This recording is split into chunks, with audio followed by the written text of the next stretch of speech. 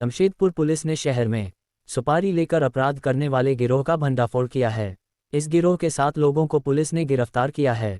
गिरफ्तार लोगों में सरायकेला खरसावां जिले के कपाली के डांगुडीह निवासी मोहम्मद जिशान उर्फ जीशु, बिष्टुपुर के धातकीडीह ब्लॉक निवासी Sheikh Numan, Golmuri new DS flat निवासी शेख फैज़, गोलमुरी मुस्लिम बस्ती निवासी मोहम्मद चांद शेख, गोलमुरी हिंदू बस्ती निवासी शुभम कोहली उर्फ अनमोल कोहली, गोलमुरी हिंदू बस्ती निवासी मोहम्मद जुनैद राजा और गोलमुरी सबीना कॉलोनी निवासी परवेज आलम शामिल है।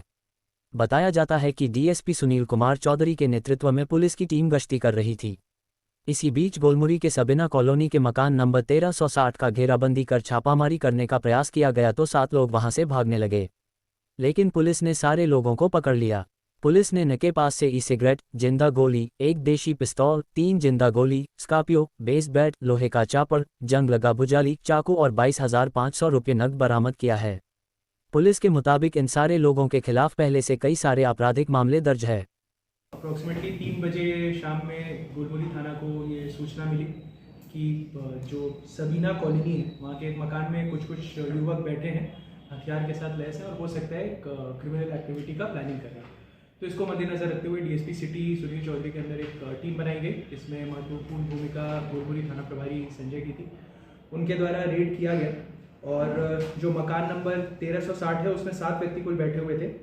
इसका नाम था मोहम्मद जीशान और जीशु, ये कपाली का रहने वाला है, शेख नुमान बिष्टुपुर का रहने वाला है, शेख फैज़ गोलमुरी का रहने वाला है, मोहम्मद चांद शेख गोलमुरी का रहने वाला है, शुभम कोहली ये गोलमुरी का रहने वाला है, मोहम्मद जुनैद रजा गोलमुरी और परवेज़ आलम ये भी गोलमुरी का रहने वाला है। इनको घेर के हमने पकड़ा, इनके बॉडी को अच्छे से सर्च किया गया तो हमें कुछ आपत्तिजनक सामान मिले, जिसमें सबसे सिग्निफिकेंट था एक देसी पिस्टल 3 जिंदा गोली के साथ, उसके अलावा 4 जिंदा गोली, 2 ई सिगरेट मिले हमें, उसके अलावा एक काला रंग का स्कॉर्पियो था जिसका नंबर JL05DN 2226 था, एक बेस बैट था, एक लोहे का चापड़ था, एक रस्टेड भुजाली था, एक चाकू था और 22,500 रुपये नगद थे।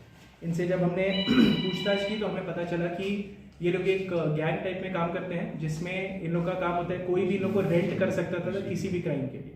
कोई भी क्राइम होगा उसमें उसको रेंट कर सकता था।